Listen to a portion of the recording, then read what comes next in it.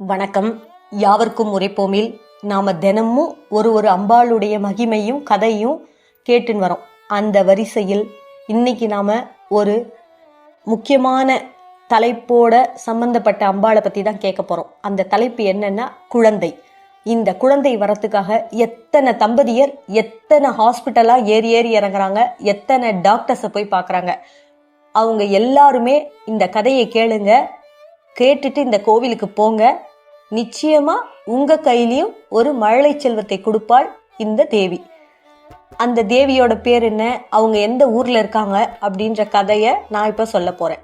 தமிழ்நாட்டில் இருக்கக்கூடிய திருக்கருகாவூர்ல ஸ்ரீ முல்லைவனநாதர் அவரோட சேர்ந்து கர்ப்ப ரக்ஷாம்பிகை என்ற பேர்ல அருள் பாலிக்கிறவங்க தான் இந்த அம்பாள். இந்த அம்பாள் இந்த பூ உலகத்திலேயே முதல் கருமாற்றம் செய்து இன்றைய சயின்ஸ் டெக்னாலஜிக்கு அடிப்படை வித்திட்டவங்களே இவங்க தான்.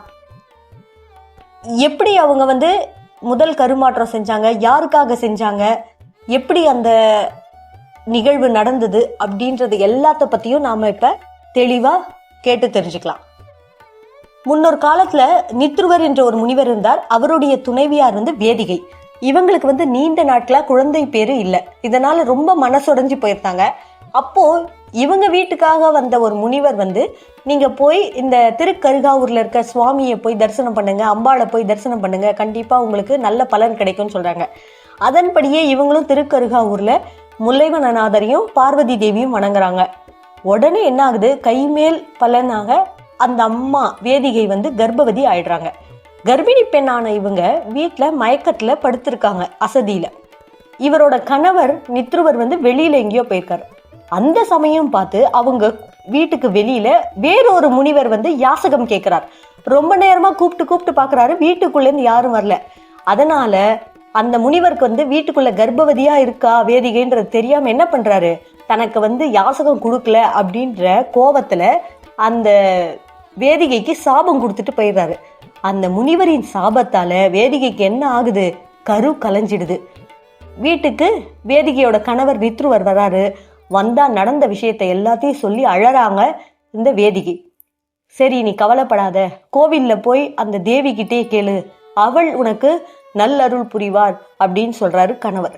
உடனே கஷ்டத்தோட இந்த அம்பாளை பார்த்து கேக்குறாங்க, தாயே, என்னால கர்ப்பிணி, என்னால வெளியில அவருக்கு யாசகம் போட முடியல, அதுக்காகவா இவ்வளோ பெரிய தண்டனை எனக்கு அந்த முனிவர் கொடுத்துட்டாரு. நித்துருவர் முனிவரோட மனைவி வேதிகை திருக்கருகாவூர் கோவில்ல அம்பாள் கிட்ட காலை பிடிச்சிட்டு ஓன்னு அழறாங்க. தாயே, என் கரு கலைஞ்சிட்டே, நான் என்ன பாவம் செய்தேன், இவ்வளோ நாளா குழந்தை இல்லாம இருந்து இப்பதானே உன் அருளால எனக்கு குழந்தை பாக்கியம் கிடைச்சது, இப்போ வேறொரு முனிவர் சாபத்தால என் குழந்தையும் கலைஞ்சு போச்சே, நான் என்ன பண்ணுவேன்னு சொல்லி அழுது அப்படியே மயக்கம் ஆயிடுறாங்க. அப்போ அம்பாள் என்ன பண்றாங்க, தாம் பக்தியோட கண்ணீருக்கு உடனே பதில் சொல்வாள் இல்லையா. என்ன பண்றா, கலைந்த கருவை எடுத்து ஒரு குடத்துல போட்டு குழந்தை உருவாகும் நாள் வரை அதை பத்திரமா பாதுகாத்து, பின்பு ஆண் குழந்தையா உருவான பிறகு அந்த குழந்தைக்கு நைதுருவன் அப்படின்ற பேரும் அம்பாளே வைக்கிறாங்க. வச்சு இந்த வேதிகை கிட்ட கொடுக்குறாங்க. இந்த அம்மா உன் குழந்தை பத்திரமா பாதுகாத்து உன்கிட்ட கொடுத்துட்டேன் அப்படின்னு சொல்றாங்க. இதை பார்த்து மகிழ்ந்தாள் வேதிகை. அப்போ என்ன சொல்றா, இந்த ஆலயத்துல இன்று முதல் நீங்க என் கருவை காப்பாத்தியதால கர்ப்ப ரக்ஷாம்பிகை அப்படின்ற பெயர்ல அழைக்கப்படுவீங்க.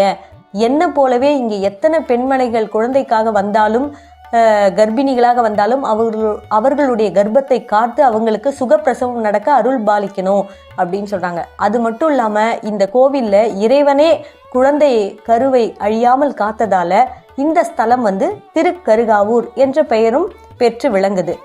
இந்த கோவில்ல இருக்கும் முல்லைவனநாதர் லிங்க வடிவம், எறும்பு புற்றினால் ஆன சுயம்புவாகும். கருவுற்ற பெண்கள்லாம் இந்த கோவிலுக்கு வழிபட்டார்கள் என்றால் அவர்களுக்கு கரு சிதைவு போன்ற எந்த ஒரு விபரீதங்களும் ஏற்படாது. மேலும் இந்த பெண்கள் அனைவருக்குமே சுகப்பிரசவம் தான் ஏற்படுதுன்னு இங்க அனுபவபூர்வமா நிறைய பெண்கள் இருந்து குறிப்பிட்டு சொல்றாங்க. பிரசவ கால வேதனைகள், பிரசவத்துல மரணம் போன்ற எந்த ஒரு சம்பவமும் நடப்பதில்லை இந்த கர்ப்ப ரக்ஷாம்பிகையின் அருளால். அது மட்டும் இல்லாமல் இங்கே எல்லாரும் இந்த வேண்டின்னு போய் எல்லாம் நல்லபடியாக ஆனதுக்கு அப்புறம் இங்கே வந்து என்ன பண்ணுறாங்க, குழந்தையோடு வந்து துலாபாரம் தங்களால் என்ன முடியுமோ அதை வந்து துலாபாரமாக இந்த அம்பாளுக்கு செலுத்தி அம்பாளுக்கு நன்றி சொல்லிட்டு போகிறாங்க பக்தர்கள். ஸோ நீங்கள் அனைவரும் திருக்கருகாவூர் போய் ஸ்ரீ முல்லைவனநாதரையும் ஸ்ரீ கர்ப்ப ரக்ஷாம்பிகையும் வழிபட்டு வாழ்வில் மழலை செல்வத்தை பெற்று வளமோடு வாழுங்கள். நன்றி.